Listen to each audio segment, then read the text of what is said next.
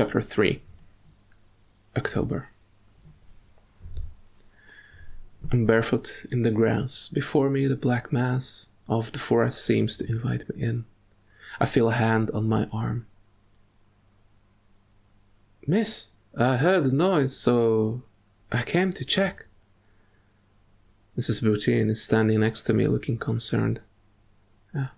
What am I doing here? What happened? A bad dream, miss. Just a bad dream. Come on. Let's get you back into bed. It's the forest, right? The Sphinx calling me? Mrs. Boutin guides me back to my bedroom. I fall into a dreamless sleep. When I wake again, the sun is well up in the sky. I'm surprised to see Mrs. Boutin still here, asleep in a chair on the other side of the room. She's sleeping so peacefully, I feel almost guilty waking her up. Mrs. Boutin? Oh, hello, Miss Daphne. I'm sorry, I must have dropped off. Dropped off? But what are you doing here? Oh, don't you remember? You gave us quite a fright last night. My Gerard heard you go out. He heard a noise and went to check what it was. When he saw it was you, he woke me up so I could take you back to bed. We're used to it anyway. It used to happen to Madame, your grandmother, quite often. Once or twice a month, we'd find her wandering in the garden and we had to put her back to bed. Must be the moon. The moon? Well, yes, she always did it when the moon was full. You know what they say, don't you, about the full moon? Yes, you must be right. Well, the full moon always brings something with it. You have to beware of the full moon dreams.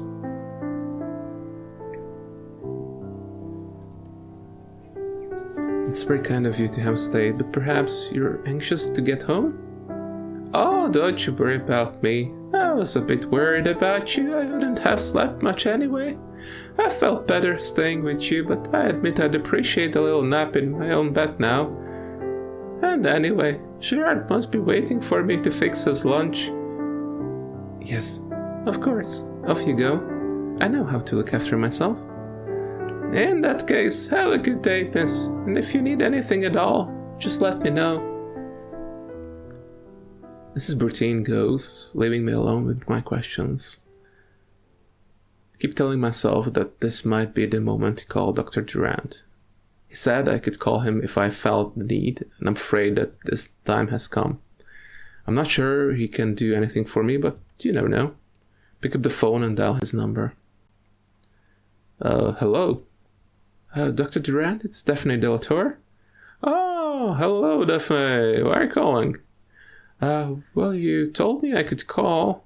True, but you haven't been in touch since August, and now you're calling me on a Sunday morning. Guessing it must be important. Oh, I'm so sorry, I didn't realize. I can call you back tomorrow if you prefer. No, you were right to call me. That's precisely why I gave you this number. And I'll be more tuned in now that I would be between patients tomorrow. Quickly run through everything that's happened since I arrived, and I end with a recurring dream and with what happened last night. Listen, Daphne, understand why you've called me. There's no cause for alarm. There's no proven treatment for somnambulism, and everything suggests that it's an isolated crisis, certainly due to your new environment. But you must have an explanation for the dream, don't you? Oh, well, for that, we can look into psychoanalysis. Tell me, how would you interpret it?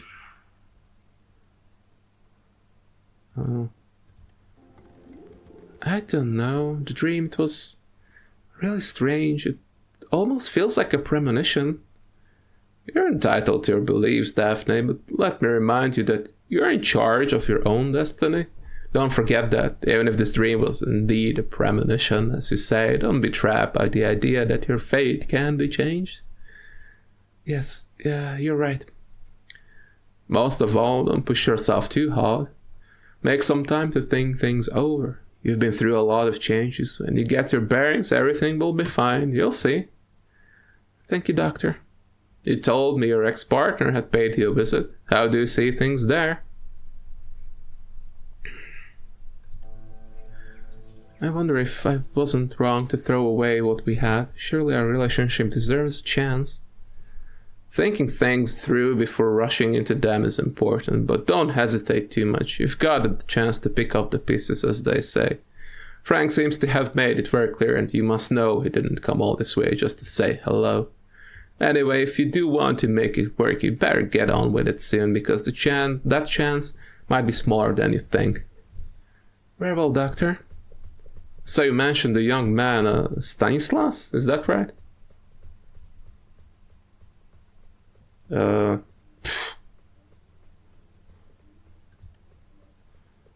Yes, but I really don't know what to think of him. On one hand, he was intolerably rude, but on the other, I do find the Malterres quite intriguing. I'm just trying to point out that Frank isn't the only alternative. Maybe you're more open to new opportunities than you care to admit. Me and Stanislas Malterre? That seems a bit far-fetched, Doctor. I'm only reacting to what you told me, but if you'll allow me, I'd advise you not to rely on Frank being the solution to everything. If you want your relationship to work, you need to make sure of your own well-being first. One last thing before we get back to our own regular Sundays. Yes? How do you feel about your new job? I know I wasn't sure about it when I left, but believe it or not, I love my new job. It was perfectly normal to be anxious in your situation. I was sure you would enjoy it. You were right. Teaching is really fulfilling. It's so satisfying to enable those young brains to get a grip on complex ideas. I'm glad to hear that. Hang on to that positive element. It'll help you get through the trials life throws at you. All right, Daphne. I'm sorry, but I have to go. I'm glad to hear that you're more at peace. No matter what, don't think you've gotten the need to worry. It's perfectly normal to doubt yourself and to need time to get your bearings. I'm glad to hear you say that. As for your sleepwalking episode, be alert, but don't be alarmed. Told me about the wardens living nearby? Perhaps you could ask them to be on their guard in case it happens again.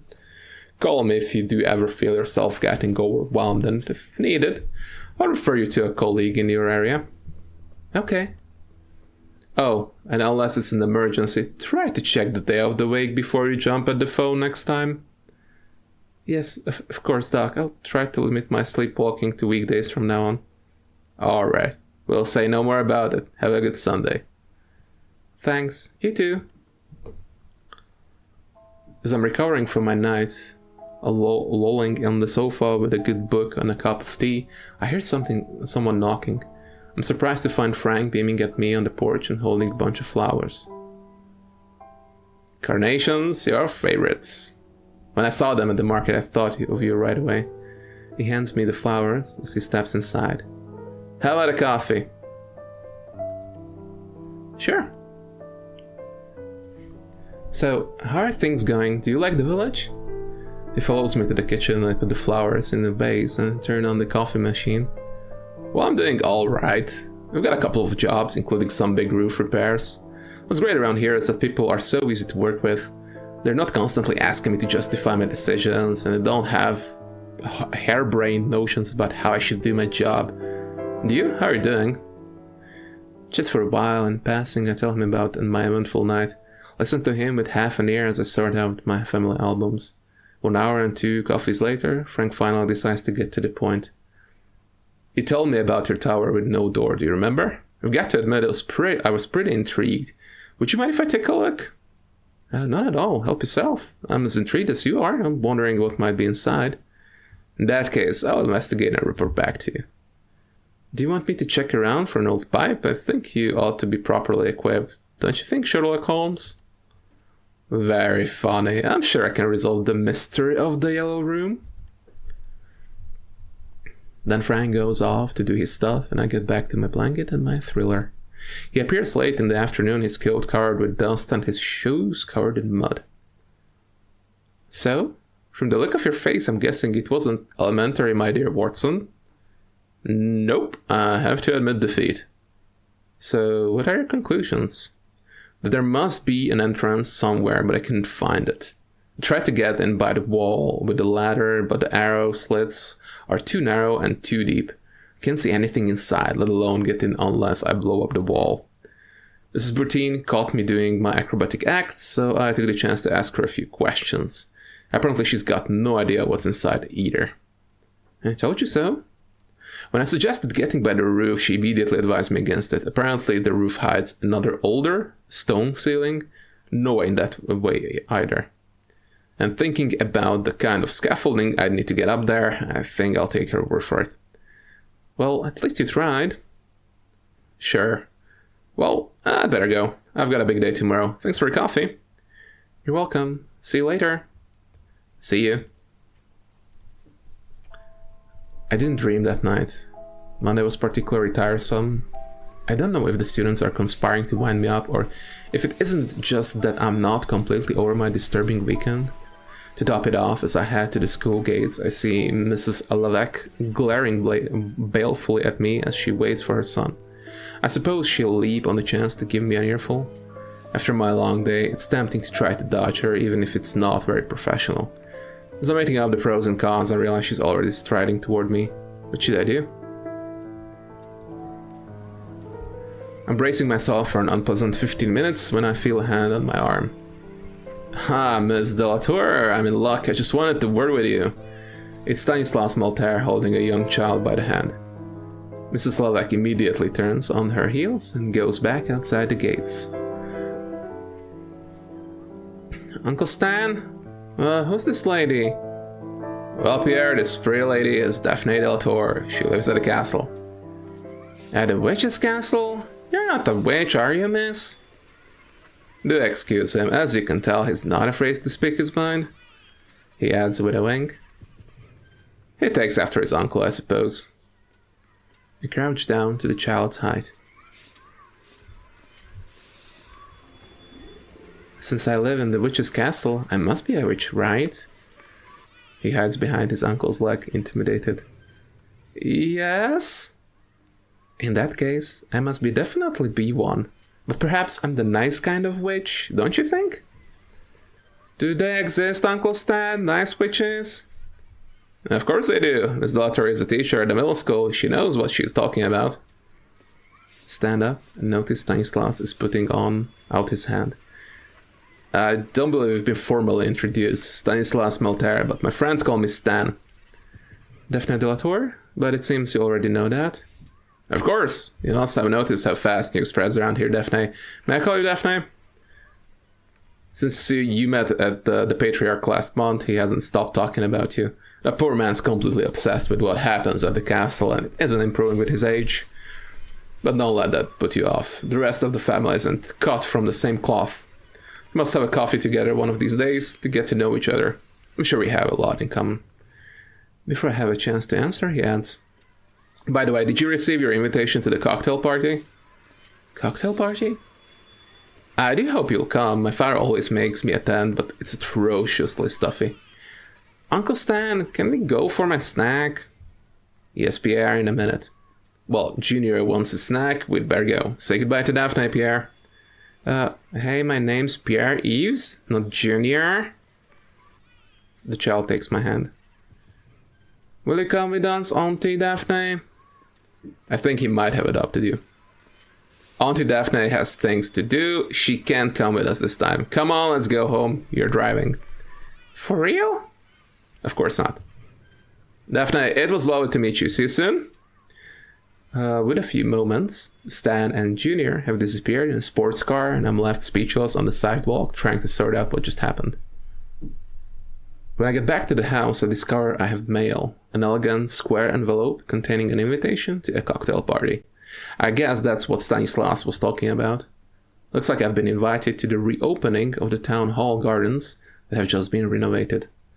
I bet all the cream of local society will be there, so it could be an excellent opportunity to learn more about the Malterres. I could ask Frank to come with me, but I know this kind of social event isn't really his cup of tea.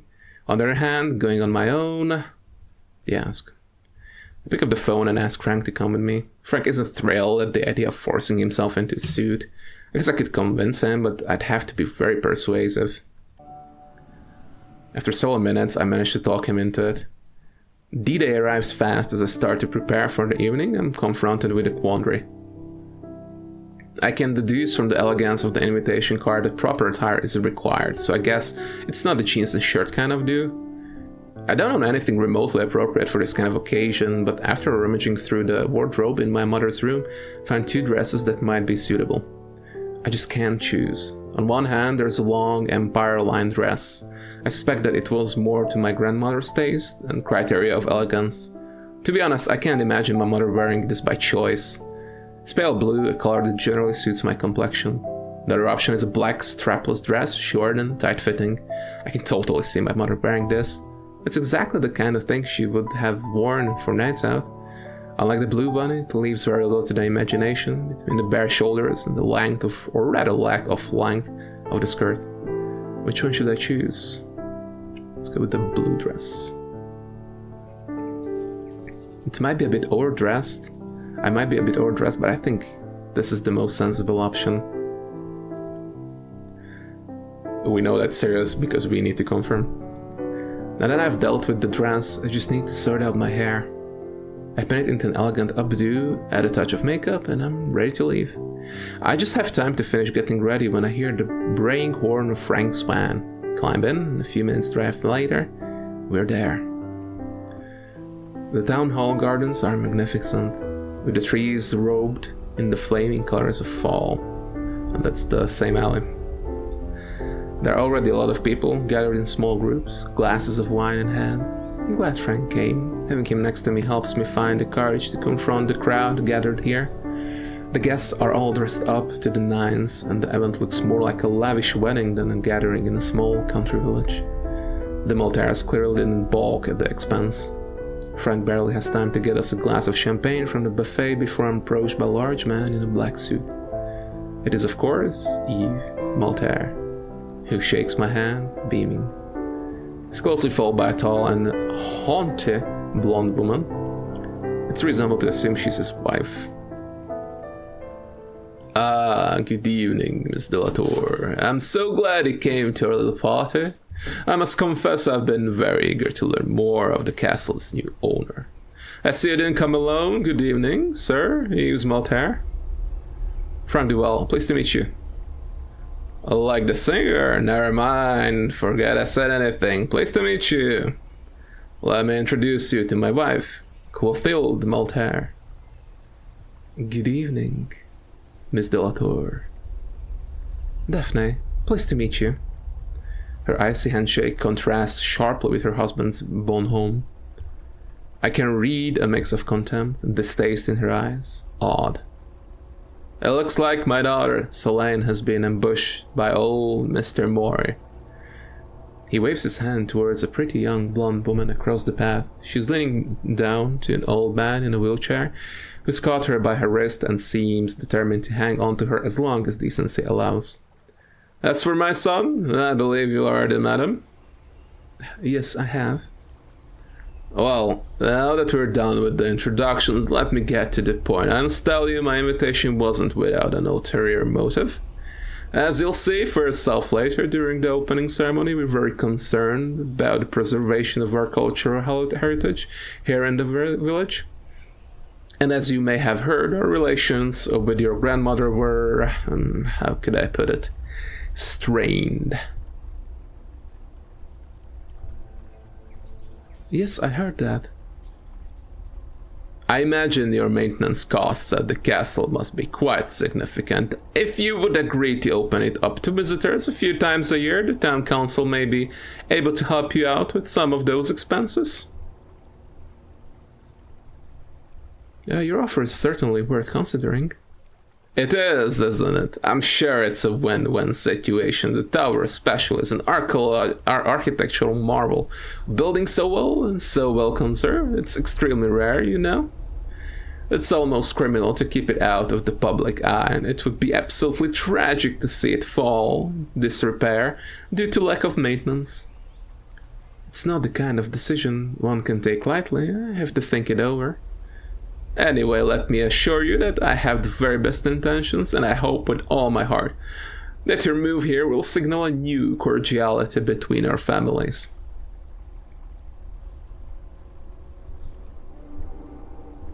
Can you tell me what happened exactly between the Malterres and the Delators? This village is a hornet's nest, and the smallest trifles take on enormous proportions. My grandfather had a grudge against the Delators when I was born, and I'm not sure even he knew the origins of the quarrel. You're right, doesn't matter anymore. We need to move on. My thoughts exactly. Look, I'd be delighted to continue our discussions. But unfortunately, duty calls. Have a nice evening. You too. Keep shifting his accent.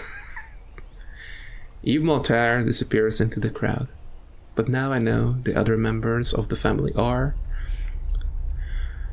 I'll be able to question them directly. Solène is still dealing with the old man, and Clotilde, her mother, has taken advantage of her husband's departure to move over to the buffet. Could also ask Frank what he thinks of all of this. What should I do? To Solène. When she sees me approaching, Solène seizes her chance and manages finally to extricate herself from Mr. Moore's clutches. For an instant, her eyes are full of gratitude and relief, then she comes toward me with a large smile. You must be Daphné de la Tour. I'm Solène Malterre, Stanislas' older sister. Pleased to meet you. The pleasure is mine.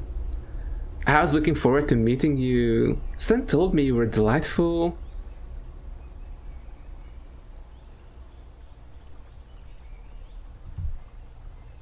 Yes, indeed. He was picking your son up at the end of the school day. Ah, so you met my little treasure. Hope he was behaving himself. It's been a bit of a handful since his father passed away. It's not always easy. I'm sorry to hear that. Thank you. It's kind of you to say that. It's been hard, but it's starting to get easier, one day at a time. And Stan's been fantastic. He kept me afloat during the hard times after the accident, and he's taking such good care of his little nephew. Actually, he's told me a lot about you. Really? He told you about me? He did, and I want to apologize for his behavior. I know what he can be like around women. He probably won't like me telling you this, but I think you made quite an impression on him. I'm afraid he's barking up the wrong tree. I'm sorry, but I'm not really available at the moment. Oh, I understand, of course. Here, I'm telling you all this when you came with your husband. Frank, we're not married. He's just a good friend. Oh, and sorry for putting you on the spot like that. It's a big sister thing. I just can't help myself. You know, he's never been lucky in love, and I don't know why, but I felt like it could have worked out with you. She bursts out laughing. But enough about my brother. Tell me about yourself. What do you do for a living? How do you like it here in the village? We talk for a good 20 minutes. Solène seems kind and outgoing, but I can't decide if it's not all just the front, and her attention seems to wander quite often until, without notice, she disappears into the town hall, leaving me hanging.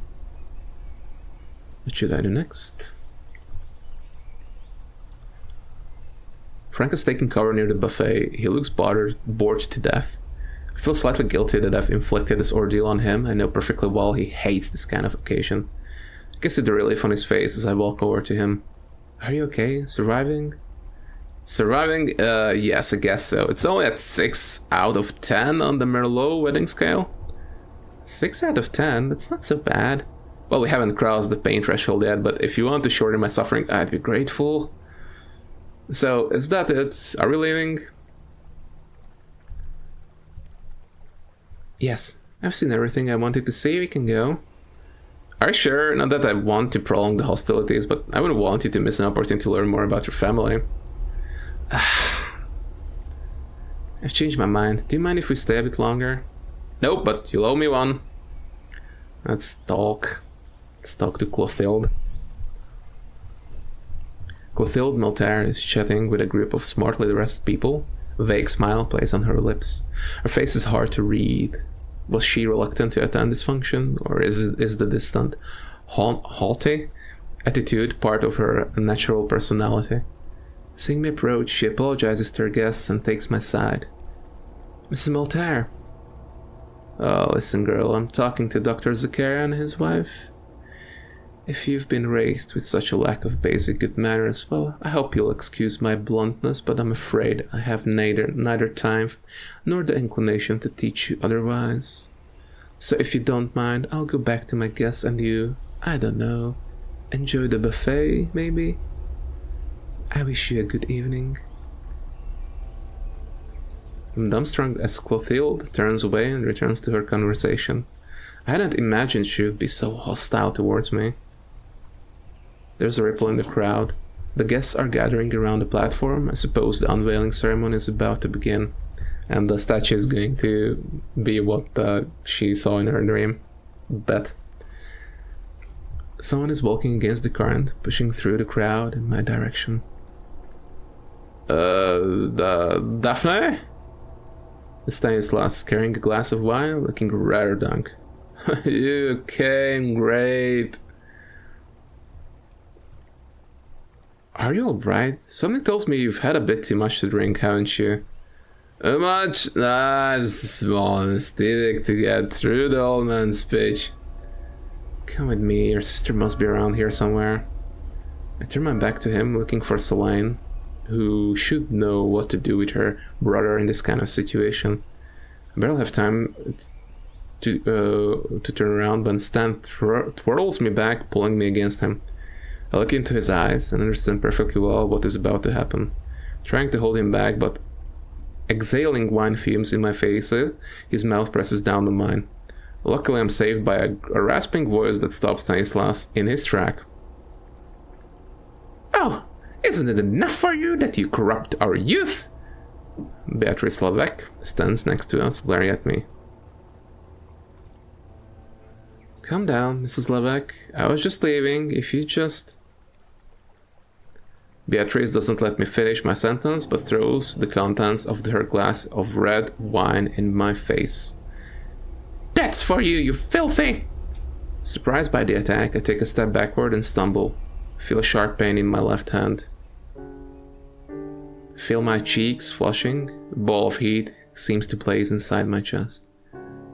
Filthy what? Filthy witch? Is that what you wanted to say? Stanislas helps me up.